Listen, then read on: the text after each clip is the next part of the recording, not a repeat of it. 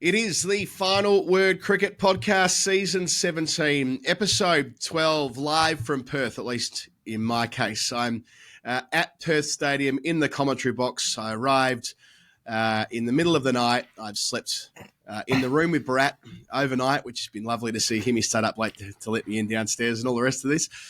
Been at a couple of press conferences. I've watched some training. I feel ready for the Border Gavaskar Trophy. Hello, Geoff. You're still in Melbourne. You're with me tomorrow.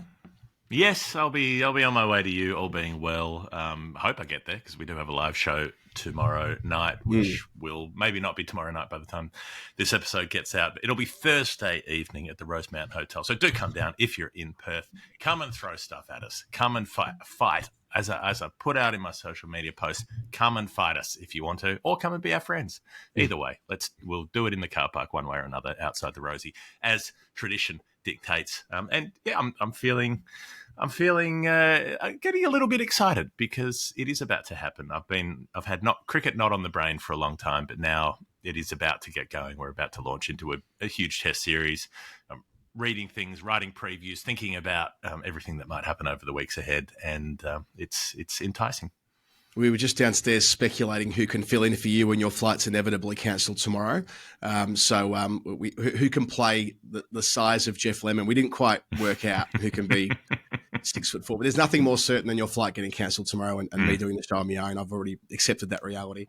Pete Lawler's get Louis Cameron for size, and I don't know who you're going to get for attitude. You need someone standing behind Louis doing like one of those mime things, he'll just move his mouth and someone else can operate from behind the scenes. Yeah, a few other things before we get going. First of all, our show brought to you by CBUS Super, celebrating their 40th birthday this year. cbussuper.com.au. Get your super sorted out. Here, ready to roll. Live show tomorrow, as you say. I'm still crook because I've been crook for, I don't know, it feels like a long time now that I've been carrying around some sort of respiratory illness. I've actually brought my prop with me. This got delivered just before I left London. It's my Dr. Nelson's improved inhaler. It's got directions for use here, but it basically just looks like my little commentary box bong, little porcelain. I'll show it the screen here. It looks just like I described before with an inhaler at the top of it. That's apparently what all the musicians are using these days, rather than the lozenges and the Orchie bottle with a bit of hose and the blue tape. Exactly that. So that's going to be sat with me in the commentary box all week to try and get me through 5 days of cricket. Hopefully I improve before we get to Friday morning so my voice lasts the test of time. It should do. I don't, other than the live show and this recording with you, I don't intend on doing a lot of talking between now and Friday morning. But yes, the volleys have started, the verbals have begun, all that kind of stuff you're used to in an India series. Perhaps not quite so much on social media as we're, who's verbling? Just the back and forth on social media, the stuff you become conditioned to when these series are on the cusp of starting. Although it'll be a different dynamic this time because this will be the first Border Gavaskar series since. Well, I don't know how the conversation will change too much when it relates to Twitter and Blue Sky. I think there's like a natural conditioning on Blue Sky where everyone's going out of their way to be nice to one another, whereas Twitter will remain the combative place that it's always been. Although I note that anyone that wants to get volume on their Blue Sky messages is reposting them on Twitter as well, because at the end of the day, everyone is addicted to their reach. So that'll be interesting watching people who have left Twitter stay on there. Anyway, it is happening. I know you're loath to concede this, but Twitter is dying. It's so far on the way down. The engagement stuff's fascinating in that people with vastly smaller audiences on Blue Sky are still getting much more reach because it's purely chronological and it's who you follow in the order that it comes up. So people are actually paying attention to things. They're engaged on there, and you don't have every single post being an absolute soup of horrific bots and weirdos for the first 600 replies before you get to any normal people. So it's just on a usability case, it's been interesting to see how it's panned out over the last couple of weeks when Blue Sky's blown up. Yeah, that's going to be the test for it. You say normal people. I probably use that term a little bit differently. Are normal, run-of-the-mill people going to use Blue Sky? At the moment, it feels like the smartest person in every single room you've ever walked into, or at least the people who think they're the smartest people. They're all there. That's definitely true. The chattering classes have moved to blue sky. Will it have the critical mass of people who want to be in that conversation? I'm not sure. I don't know.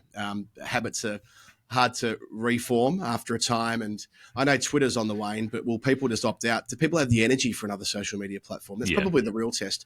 Can I be fucked starting again when it comes to blue sky? I think for me it's probably no. And I'm amongst that media conversation, right? Are people who aren't in that and don't rely on amplification for their work going to start a brand new profile? Well, I suppose time will tell, but yeah, it is interesting that this particular series in a cricket context won't be with the same kind of, well, maybe it will. I don't know. Maybe, as I said before, it seems like most people on Blue Sky are still on Twitter anyway. So maybe the natural inclination will be to go where the people are in the middle of a test series, and Twitter remains as busy as it's always been. I'm not sure that's that, but still, I'm sure there'll be plenty of people telling us to, cry more and all the usual back and forth that you get with certain members of the cricket following public in India who really take these things to heart. So we'll see. I look forward to it. But we're only 2 days away from whatever happens here, and it does feel like a massive gear shift though, because we haven't been covering a lot of cricket in the flesh. Like Test cricket in the flesh this year, like the New Zealand matches that we did were in. I think they were the first week of March, something like that. And I did a few of the Test matches in the English summer, but not in the same way that I ordinarily would. Like I've not commentated on a Test match for 7 months or whatever it is. Whereas last year in 23, we did 10 Test matches between the Australian summers, and it felt like it was this rhythm we were in. So yeah, that'll take some getting used to again, but got to embrace that start of a summer. Mm-hmm. Okay, we can run a test. You can post from the Final Word Twitter, and I'll post from the Blue Sky, and we'll see what the. Well, you've never posted from the Final Word Twitter before, so if you're going to post in the Final Word Blue Sky, be my guest. If you want to get involved in the Final Word social media operation, you go for it. Go with God. Be my guest. Give it everything you got. Blue Sky can get more people following our content. I'm never ever gonna push back on that. University of Western Australia, get your action tested there. We're hoping to get down there at some point. We were going to see if we could line it up before the test match began, but that's probably not going to happen. But so we're kind of relying on it not going 5 days to see if we can get there on day 5 at the UWA to have a look at the operation. Yeah, I mean, I wanted to record today's show there, but I misunderstood. I thought you were in today. I thought we'd go down together and record the program from there. And Tubes kindly put in some groundwork to make that so. But with me here and you there, and them another 8 kilometres down the road or something like that. I don't know exactly where the University of WA is, but it's not next to the Optus Stadium, that's for sure. I thought that might be a bridge too far. But yeah, on day 5, if the test goes 4 days and test matches in Australia are increasingly going 3 or 4 days, then there might be an opportunity for you to get down there. I don't think I will be, because if it doesn't get to a 5th day, I think I'm committed to playing for the ACT over 40s. At least I hope I am. Got my whites with me. So that would be where I am ideally, playing a game of cricket. So, time will tell. But yeah, that's part of our merch offering, isn't it? We don't have the University of WA shirts for the live show. That didn't quite square off, but we have got the Maxwell for Australia shirts. I shoved about 40 of them in my suitcase from underneath my bed in London. So we will have the traditional Final Word shirt at the show in Perth, and then the University of WA, I've got my bowling action tested at. You can get from League Tees in the usual place.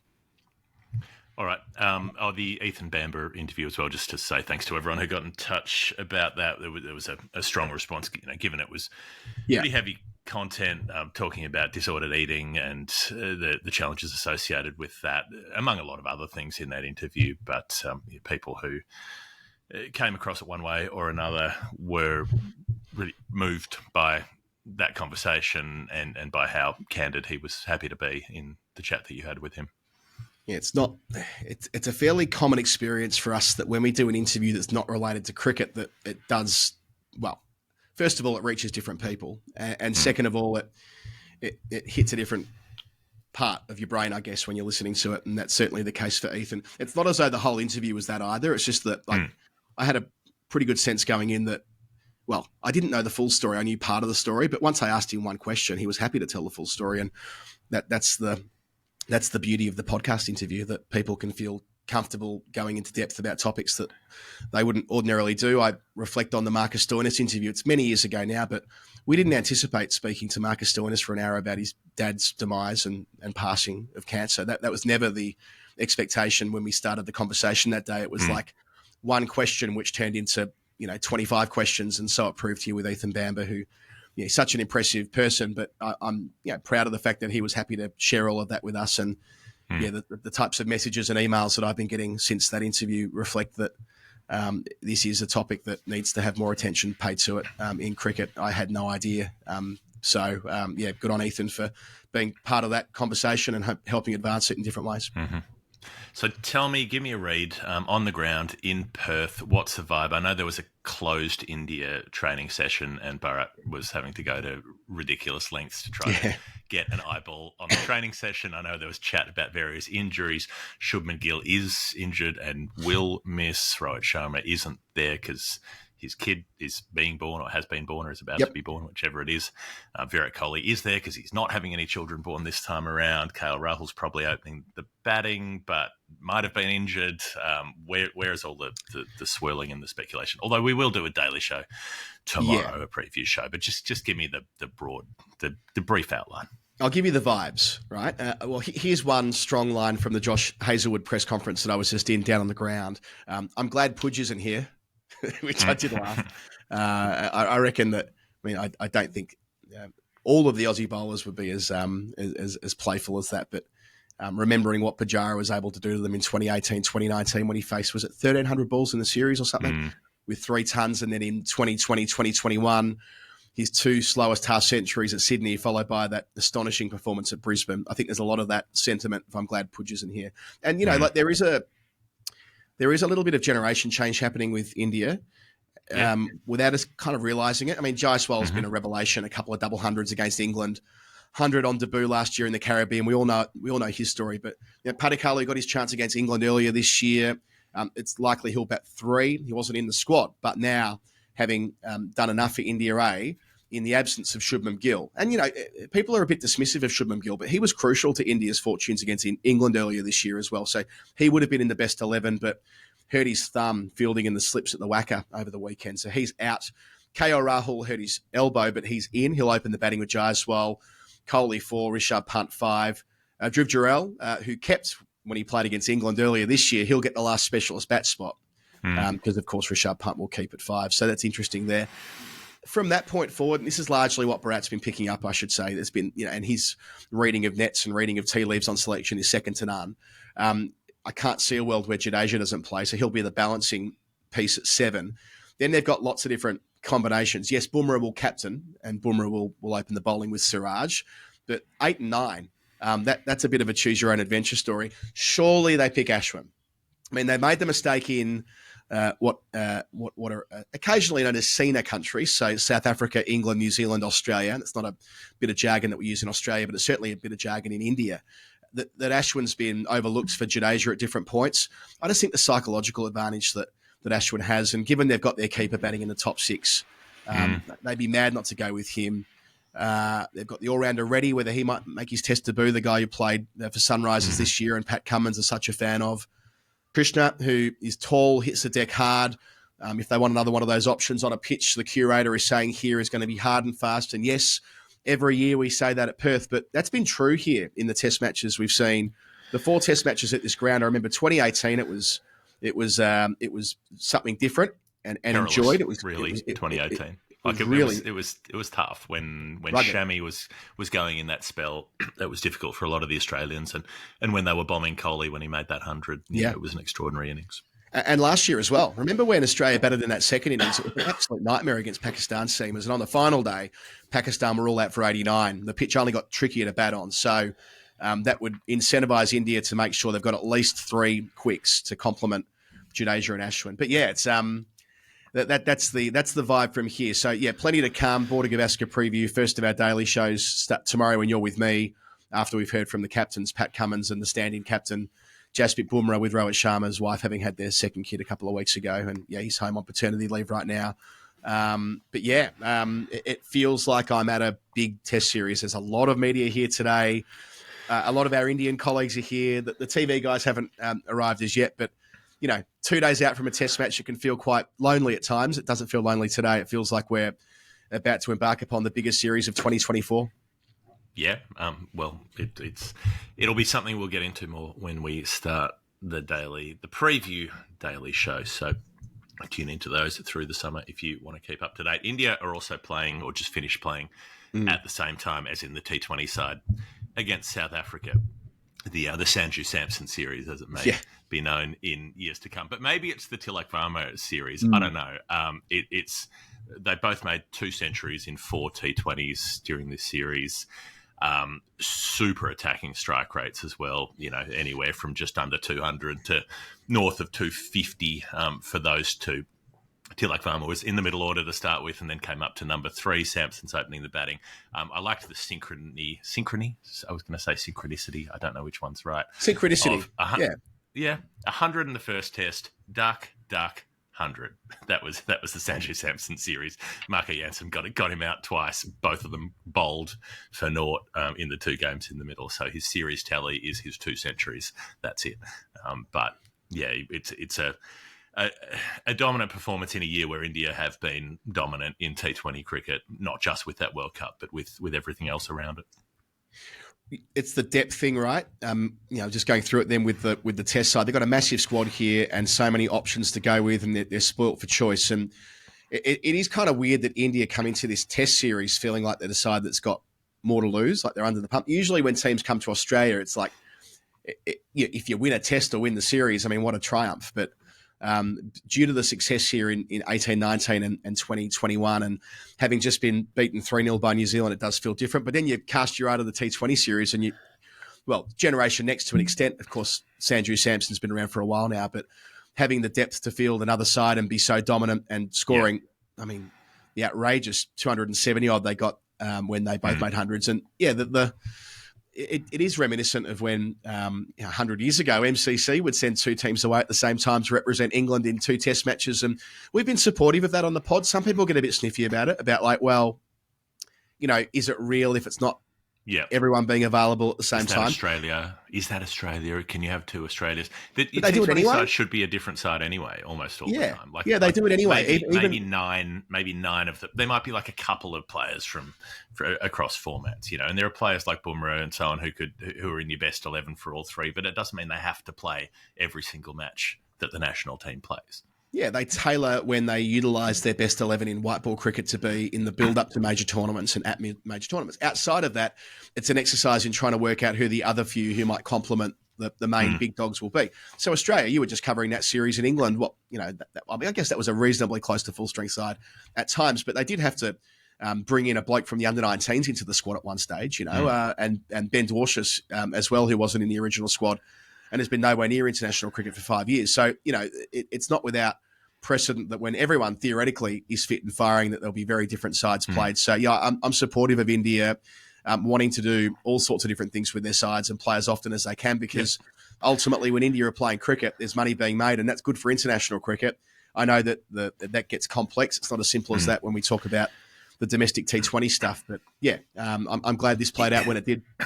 Well, it's also good for those players the next level down. So someone like Sanju Samson, you say he's been around for a while, but he's had very few opportunities at Indian level. He's had that frustration of bossing it in the IPL in different seasons, but not being picked to play for the national side. So he gets those opportunities to do things in an India shirt that people remember. Varun Chakravarti, the leggy, who's another one of those players, and Ravi Bishnoi is playing in that series as well, who are, a level down from being routinely picked in national sides, but they're still bloody good players. Chakravarti takes 12 wickets in 4 matches. Akshar Patel gets to play all 4 games. He goes at 5 and over through that series, which is ridiculous. And it wasn't a bad South African side. So although their batting went to shit, so they had Markram playing, Rickleton, Stubbs, Miller, Klaasen, Hendricks are all involved in this series. So they've got some solid batting there. They just didn't make any runs. Jansen made 53 off 17 balls at one point, just slogging some sixes late in a game that they'd already all but lost, and he almost pulled it out of the fire for them, but not quite. That was the only half century for South Africa in the series. Yeah, right. But they were able to bring through some young bowlers. So they had Andile Similani, who's a right arm quick. and they had Kaya Bayomsi Peter, who's a leg spinner. They're both just at the start of their 20s coming in. Luther Sipamla is a bit older, has played a lot more domestic cricket, but hasn't played much international cricket.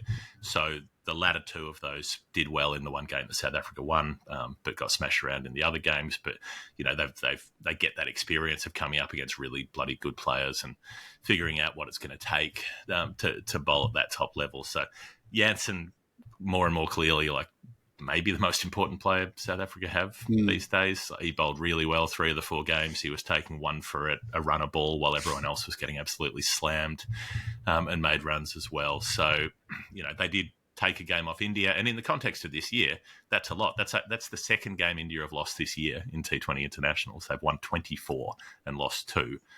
2 of those were super over wins. So, 3 tons this year for Sanju Samson.